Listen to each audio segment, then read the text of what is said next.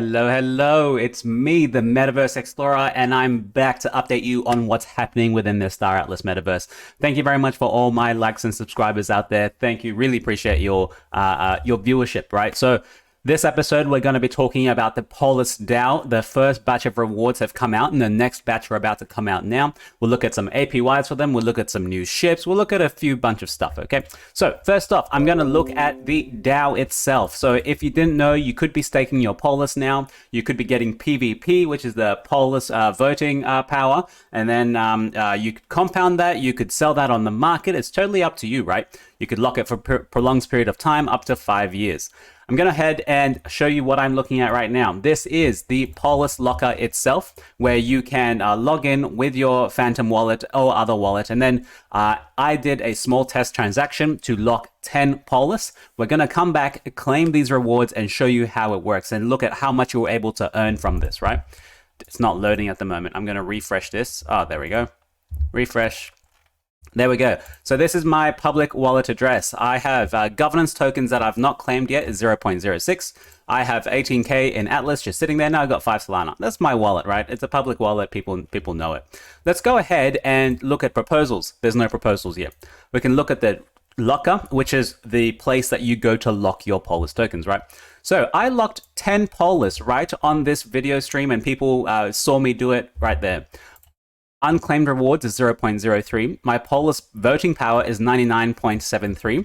It used to be 99.9, but remember, it's a linear unlock. Your power slowly goes down over until you reach that 5-year mark. And I locked it for 5 years. And the next reward drop is 2 hours from now. So how do you actually go in and look at more details? You look on the top right here, you go to manage your locker. Now, we have had, since the last time I did this video, there was only about, I think, 5 million Polis locked.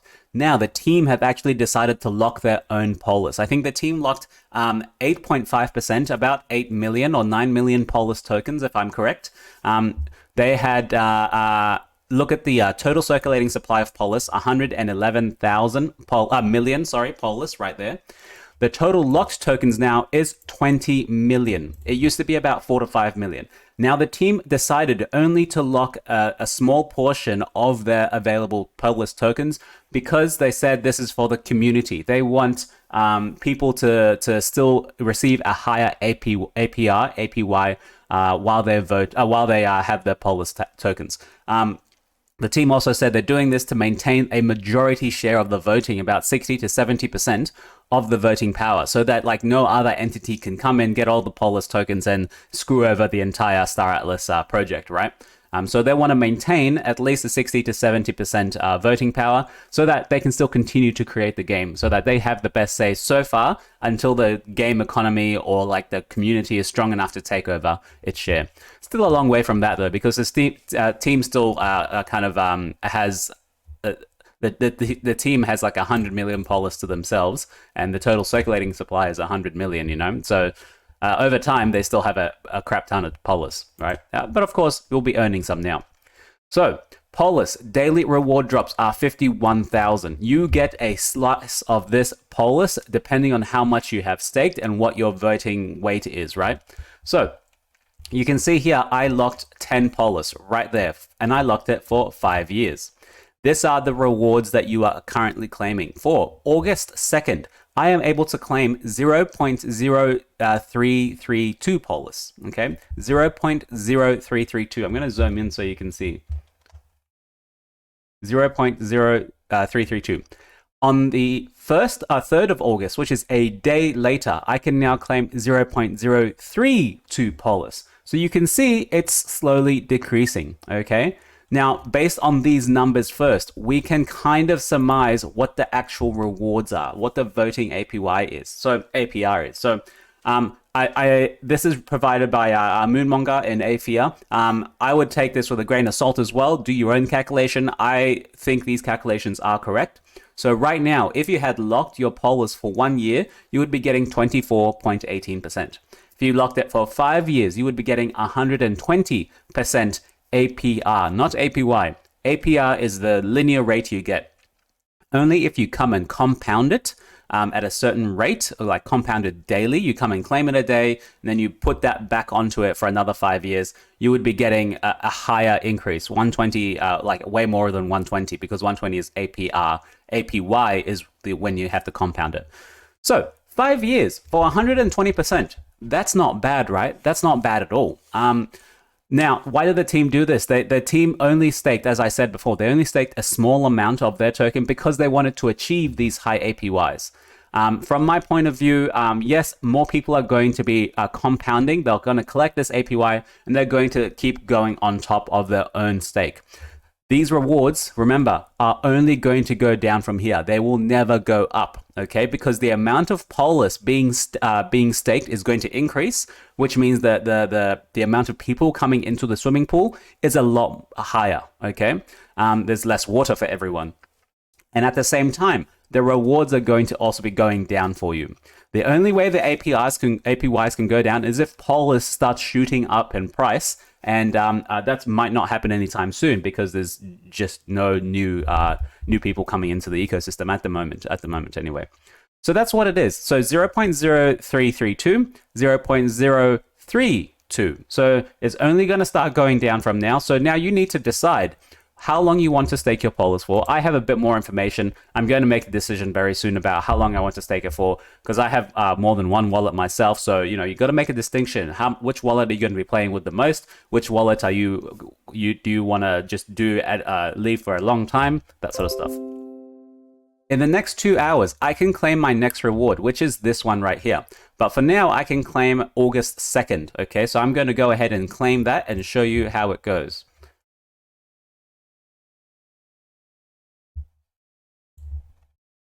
Let's go ahead and claim. It's not claiming. Please approve the transaction in your wallet. Failed to claim. You may not have enough Solana in your wallet to complete this transaction. Well, that is not right. So I'm going to go ahead and reconnect again.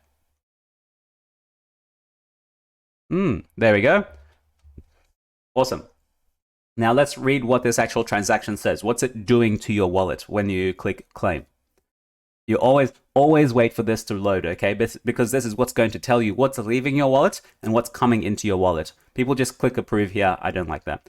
So this transaction says I'm only going to be getting 0.03319 Polis, which is what we wanted, right? It's not like taking out 15,000 of my Atlas tokens. Always read this transaction. I'm going to click approve.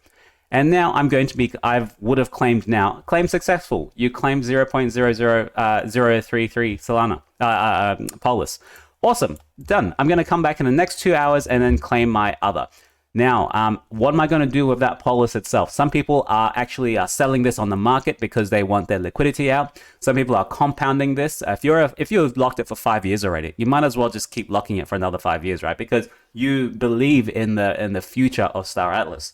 Myself, I'm going to go ahead and compound the rest of this. I'm going to compound 0.1 Polis, and I'm going to lock additional tokens. I'm going to lock it for another 5 years. And look at this. You'll see my PvP voting power going up. It's 99.73. I'm going to lock additional. And let's wait for the transaction to come up. And as always, you wait and read what it says. Sometimes it doesn't come up. You have to wait for it to load again. It might load. We'll give it 5 seconds. Oh, there we go. Good. So, of course, I'm going to be losing some Solana transaction fee, and I'm going to be losing 0.1 Polis.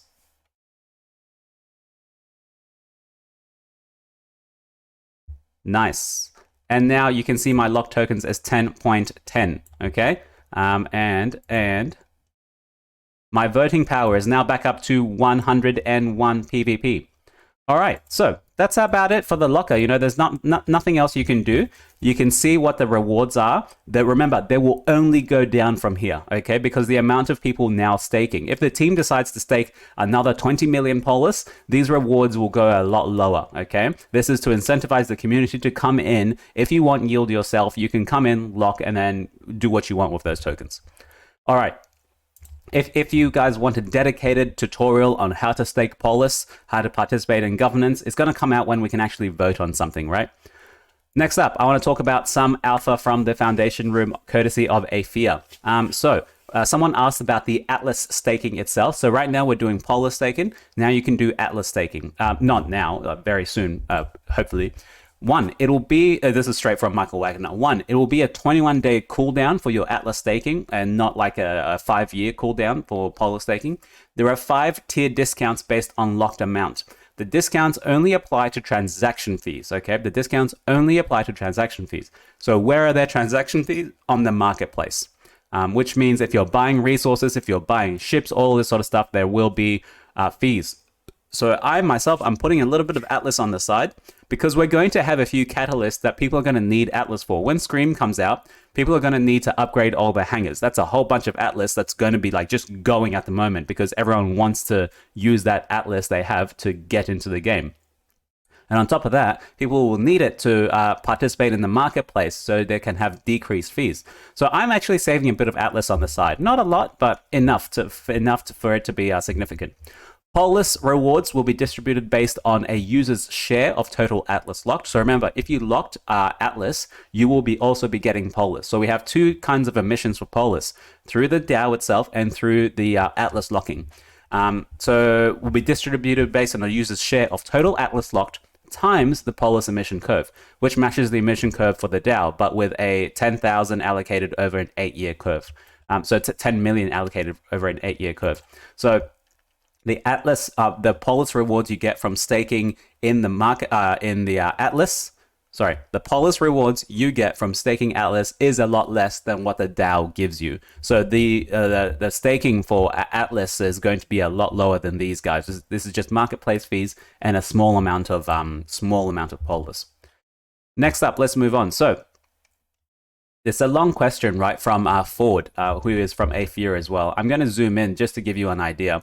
So, hi Swagner. Tim Sweeney, the CEO of Epic and creator of UE5, if you didn't know, Unreal Engine 5 is what Star Atlas is using for the showroom, has been very public about their battle against Apple regarding their restrictions and exorbitant fees that they charge for selling through their app marketplace.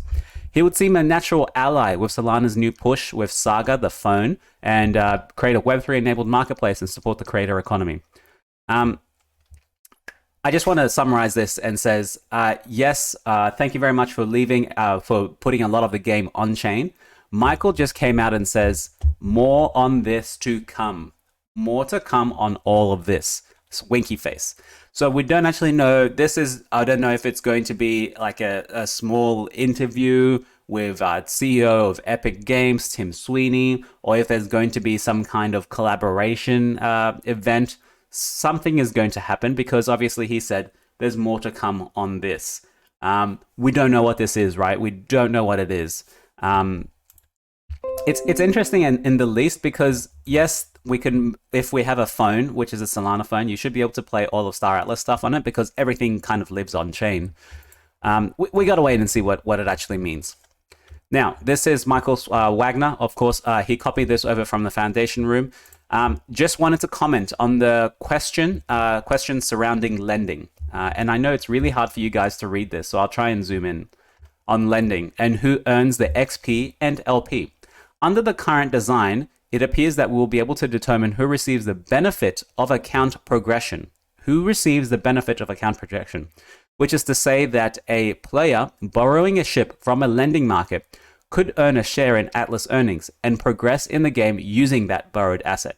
Also, Ledger should be working on the DAO now, still diagnosing Soulflare. Basically, what he's saying is that they're able to now, not able to now, they're thinking about who's going to be accumulating the player progression, whoever has the ship. So if I have my own ship, I'm accumulating my own player progression. What I'm hoping is that if you can lend your ship out, someone else rents that ship or uses that ship for like a day, they can use that towards their account progression, or you can use that towards my account progression. If you rent a ship from me, I can set a fee like to say I want 80% of your earnings, or I want 1% of your earnings, and then I can also say I also want all the account progression according to what the LP fees, according to what you're earning. I want all of it because you're just here to rent my ship, nothing else. You don't get anything but my ship. I get the LP rewards, I get the Atlas rewards, I get the NFTs, that sort of stuff. All of that will have to need a whole bunch of on-chain actions, on-chain programming. I don't know if they're there yet at the moment, so let's just wait and see. This is just some stuff from the foundation room. And of course, take all of this with a grain of salt, right? Yes, they're saying this now, but they were also saying a lot of stuff before, and it takes a long time, the process to create these programs. Sometimes it's just not feasible, so it takes a while. All right, let's go ahead and see a new ship that is on the coming to the marketplace this week. It's for a ship developed by the Punabs. There is no surprise that the Ogrika Sunpaa is dripping in opulence. But make no mistake, there is no sacrificing function for fashion here. Let's have a look.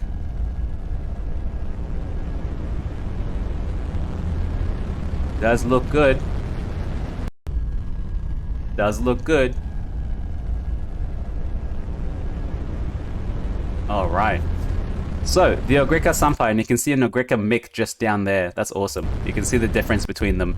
All right, so I looked at the Gout brochure, and we can see the Ogrika Sunpaa right up here is a large freight. The Ogrika Sunpaa is a large freight. It'll be at least $1,500. I'm thinking it's in the middle here. I'm thinking about the 3,000 mark, maybe 4,000.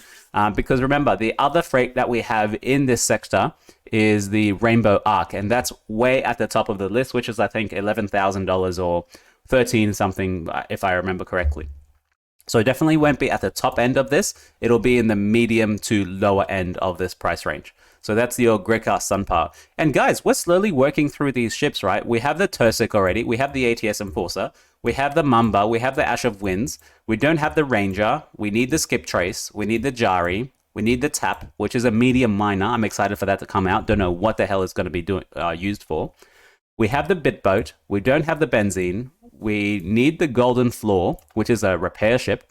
We need the Unu. We need the Butch. We need we need the Dark Dance, and we need the MRH. These two are multi-role ships, because so far I think we only have one medium multi-role, which is the Calico Hero, I think it was. So I'm interested to see what these two are going to look like. Still a lot of ships to come, right? There's still heaps and heaps of ships. All right, at the last bit to end this video off, I want to leave you with a small video that Michael Wagner made about identity, participation, and ownership being key elements in the Star Atlas economy. So we'll watch this video and then we'll end it there.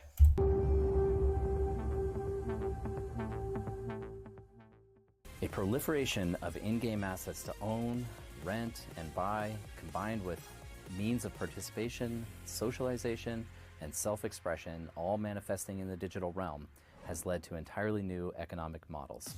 And we characterize these into three distinct buckets: identity, participation, and ownership. The identity economy refers to how we present ourselves in virtual worlds, the tools and tendencies attached to our digital existences, spanning everything from avatar creation mechanisms to virtual fashion and the roles we play in the digital world. I love me my glow. The participation economy is the pinnacle of workforce democratization that began with web, to where the metaverse informs how people conduct their jobs in physical, hybrid, and fully digital modes, all through decentralized means. Finally, the in-game asset economy relates back to I could have done a better assets job we with the own green in screen, to be virtual honest. space. Everything from digital land and virtual currencies to NFT-based assets involved in gameplay and markets. In our case, colossal spaceships, plots of land on space stations, and countless additional digital asset classes. When it comes to Star Atlas, all three of these intersect to create a fertile metaverse-native economic system.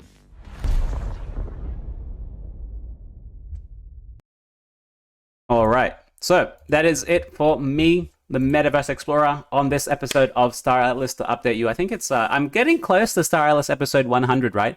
Thank you everyone for liking and subscribing, of course. Thank you for joining me on this journey of Star Atlas. This has been MetaVerse Explorer representing Aephian. Shout out to AEP, my friends. Ciao for now.